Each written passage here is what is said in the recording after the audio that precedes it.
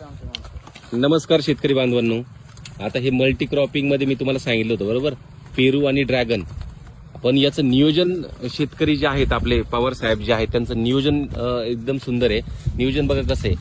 आता इथं याला वरती फ्लॉवरिंग स्टेज आहे आणि ह्या स्टेजमध्ये खाली बरोबर बघा याला खत वगैरे प्रॉपर दिल्यानंतर हे भर टाकण्याचं काम ह्या टीमचं चालू आहे बरोबर.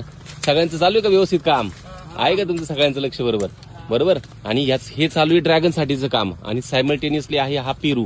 आता पेरूचं पण काम वरती चालू आहेच आहे बरोबर. त्यालाही बेसल डोस त्यांनी टाकलेला आहे. बेसल डोसच्या नंतर सगळ्यात महत्वाचं बरोबर तो त्याचं डेव्हलपमेंट व्यवस्थित होणार आहे आणि हे पण फोमिंगला वगैरे येणार आहे. आता हे सगळं काम चालू आहे बघा. म्हणजे या पद्धतीने जर काम केलं तर मिक्स शेती जी आहे ती प्रॉपर पद्धतीने होऊ शकते बरोबर. दादा काय नाव तुझं? प्रतीक. चालू आहे का सगळ्यांचं काम बरोबर. म्हणजे इथं बघा हे सगळं प्रॉपर दोन्ही बाजूला. आता ही जी भर चालू आहे ही भर पेरूला पण चालू आहे आणि सायमल्टेनियसली भर ही ड्रॅगनला पण चालू आहे बरोबर.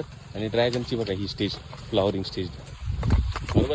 म्हणजे हे जर पद्धतीने ह्या प्रॉपर पद्धतीने केलं तर बऱ्याच जणांचं म्हणणं आहे की जरा फेल असते किंवा काही प्रॉब्लेम येतो. तसा काही प्रॉब्लेम येत नाही जर तुम्ही नियोजन त्या पद्धतीने केलं. म्हणजे एकाचा बहार घेत असताना दुसऱ्याचं व्यवस्थित नियोजन करायचं. म्हणजे आता बहार आहे ड्रॅगनला आणि त्याच्यानंतर पेरूला पण फळ सेटिंग आहे आणि याच्यानुसार आता आपल्याला वरती याची नॉर्मल स्टॉपिंग पण करायची आहे आणि त्यानुसार आपल्याला सगळं नियोजन करायचं. चालेल.